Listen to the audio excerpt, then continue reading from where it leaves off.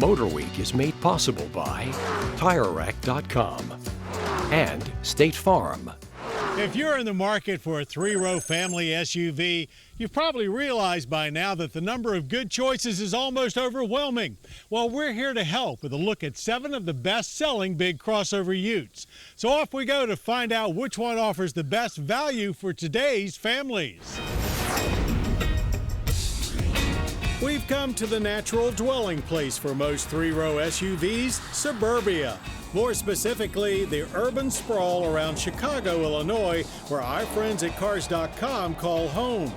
Focusing on the more popular crossover side of the family SUV market, there are no big surprises for this three-row throwdown, with all the usual players here, as well as some newcomers.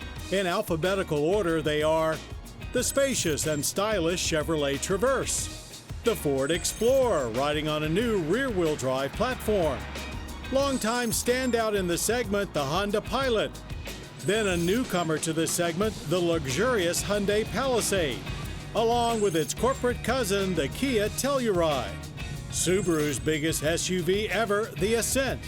And finally, the winner from our last three-row challenge, the Volkswagen Atlas. All of our contestants are equipped with all-wheel drive and automatic transmissions, naturally, but there is a mix of 4-cylinder and 6-cylinder engines. Most are 8-passenger capable, with the exception of the Explorer and Atlas, which max out at 7. But every utility here in our test was equipped with second-row captain's chairs, knocking capacity down to 6 and 7 passengers. Price ranges from $46,000 to $54,000. A full rundown of scoring can be found on Cars.com's website, but for now, let's take a look at how they stacked up. As you can imagine, scores were very tight in this one, with all utilities attempting to deliver pretty much the exact same thing. So it's really no condemnation that the Honda Pilot, Chevrolet Traverse, and Subaru Ascent wound up taking the bottom 3 spots in this challenge. A more detailed look at our top 4 finishers starts with the Ford Explorer. One of only 2 contestants with a 4-cylinder engine, the Explorer's 300 horsepower 2.3-liter EcoBoost didn't hold it back at all. It was also quite entertaining to drive. But as scores were tallied, the 6-passenger interior was not as roomy as some, tech features not as comprehensive, and at $54,420, it was the priciest ride here. The Explorer is a fantastic vehicle to drive. Plenty of power from the EcoBoost Turbo, which we're used to from Ford now. It didn't always seem to be on the same page as the transmission sometimes. The Explorer was the most fun to drive out of the vehicles that we had here, but I'm not sure how much that matters in this class. I think that if Ford had paid more attention to things like interior quality or how comfortable it was, it might have had a better finish. Third place is where we find our returning champ, the Volkswagen Atlas. Still one of the roomiest vehicles in the segment, with a great ride and smooth 276 horsepower V6, all for a mid-pack price of $50,320. The 6-passenger Atlas really didn't do anything wrong here. It's just unfortunate to have some new competitors arrive that elevate the segment. The Atlas is extremely comfortable and also very roomy. It's okay to drive, but the interior is just very drab looking, except for the digital dash and infotainment screen. Both of those look great and are very easy to use as well.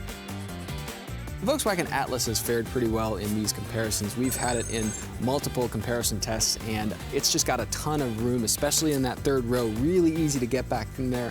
Actually, the Atlas has a more comfortable third row than even the second row in some of its competitors. Finishing in second place is our first of those new arrivals, the Kia Telluride. It looks like a real SUV, yet rides like a luxury car. And as we've seen before, when Kia gets real about a segment, offers an incredible amount of features and comfort for not a lot of dollars. $46,860 made the 7-passenger Telluride the second least expensive vehicle here, undercut only by the Subaru Ascent. The Telluride is great looking, and for being one of the least expensive here, it offers so much you just feel like you're getting away with something. The reason that I didn't have the Telluride higher than the Palisade was because there's a couple things you can't actually get on the Telluride. You can't get a power third row seat, for instance, which I think is kind of a strange omission in a vehicle this big and at this price.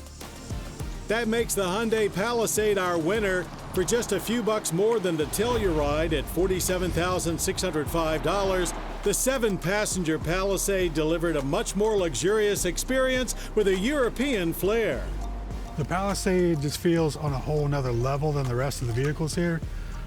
Whether you're talking about the interior, the way it drives, it's the total package, and it would have been more than competitive if we had put it in a luxury SUV comparison. But we did edge the Palisade over the Telluride a little bit based on the strength of the quality of its interior more than anything else. It really feels nice inside, quilted leather, and all of this for a price that is thousands of dollars less than some of these competitors. All of these 3-row SUVs deliver the comfort and convenience features that today's families are looking for, along with the safety systems they expect. And while they're all a lot more alike than they are different, a few things stood out. The Hyundai and Kia certainly had an advantage being the newest designs, but really it was their ability to deliver more for less that truly sealed the deal. Also, there's never been a better time to be in the market for a 3-row crossover. Manufacturers are competing hard for your business, which makes all of you the real winners.